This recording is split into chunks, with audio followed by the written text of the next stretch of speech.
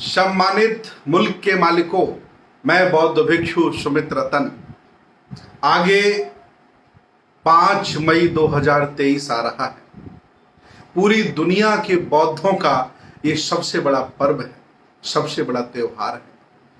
मैं आपसे पूछना चाहता हूं, आपसे जानना चाहता हूं कि आने वाला पर्व बुद्ध पूर्णिमा, बैसाख डे आप कैसे मनाते हैं? अगर आपको नहीं जानकारी है तो मैं आपको बताना चाहता हूं कि आपको बैसाख डे बुद्ध पूर्णिमा कैसे मनानी है। भारतीय इतिहास में जैसी की मान्यता है कि बुद्ध पूर्णिमा के दिन तथागत भगवान बुद्ध का जन्म हुआ था। इसी पूर्णिमा के दिन उन्हें संबोधि प्राप्त हुई थी और इसी पूर्णिमा के दिन उनका महापरिनिर्वाण हुआ था। ये अपने आप में बहुत बड़ी बात है, बहुत बड़ी घटना है। दुनिया में जितने भी लोग पैदा हुए, लेकिन उनके साथ ऐसा नहीं घटित हुआ जैसा महाभैषज्य गुरु तथागत भगवान बुद्ध के साथ हुआ है। मैं चाहता हूं आप बुद्ध पूर्णिमा कैसे मनाएं। बुद्ध पूर्णिमा के दिन आप अपने घर को अगरबत्ती मोमबत्ती से रोशन करें। आप अपने घर को लाइट से सजाएं। आप अपने घर को दीपक से जगमग करें और नए कपड़े पहने, हो सके तो नए सफेद वस्त्र धारण करें।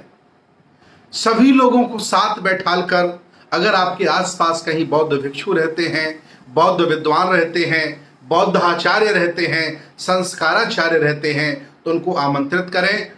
बुद्ध वंदना, धम्म वंदना, संघ वंदना, त्रिशल पंचशील ग्रहण करें और बहुत ही अच्छे पकवान बनाएं। इतना ही नहीं, आप जैसा कि बौद्धों में परंपरा है, आप खीर भी बनाएं और खीर बहुत अच्छी बनाएं और खीर बना करके स्वयं उसको खाएं और आस-पास जो लोग आपकी बुद्ध पूर्णिमा में शामिल नहीं हुए हैं, आपके महोत्सव में शामिल नहीं हुए हैं, उनके घर वो खीर देने जाएं। जब आप उनके घर खीर देने जाएंगे और कहेंगे कि मैंने बुद्ध पूर्णिमा मनाई है, मैं बौद्ध हो गया हूं, मैं बौद्ध के विचारों पर चल पड़ा हूं, उनके आदर्शों पर चल पड़ा हूं, मुझे बुद्ध अच्छे लगते हैं, बुद्ध से अच्छा कोई दूसरा मानव नहीं है।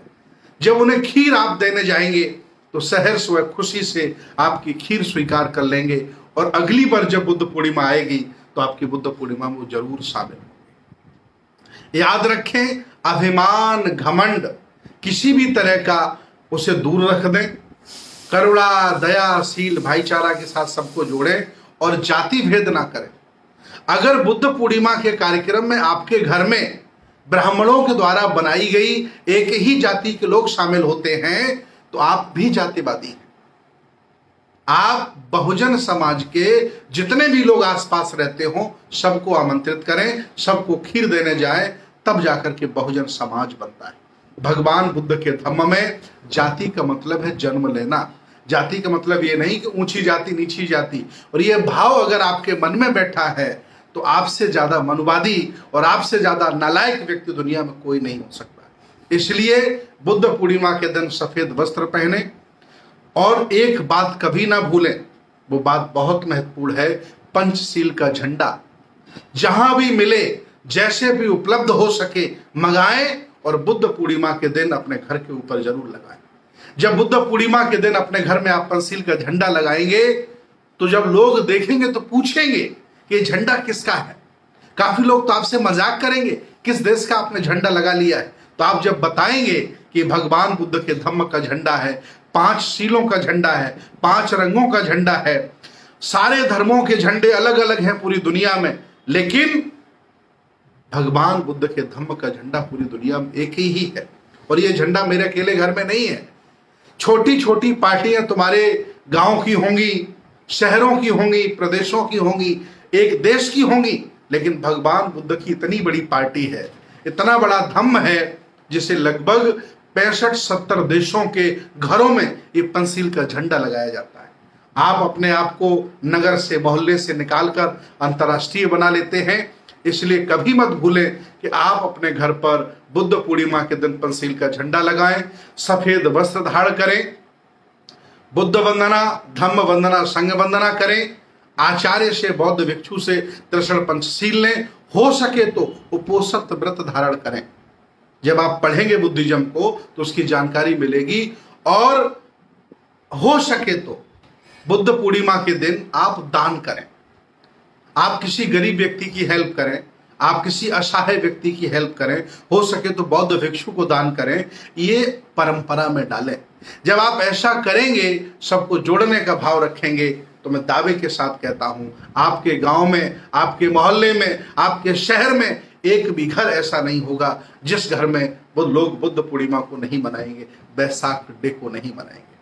ये भारत के लिए, हम सब के लिए बहुत ही गौरव का दिन है, बहुत ही गौरव का विषय है। बुद्ध भारत में पैदा हुए, यहां उन्होंने हमको ज्ञान दिया, और सोचिए वो घी हमने बिसरा दिया, आज हम डालडा खा रहे हैं, आज हम रिफाइंड खा रहे हैं। घी खा रहा है जापान, घी खा रहा America, Australia, Germany, France, Korea, Thailand. भगवान बुद्ध के दर्शन से देखिए जापान कहां चला गया।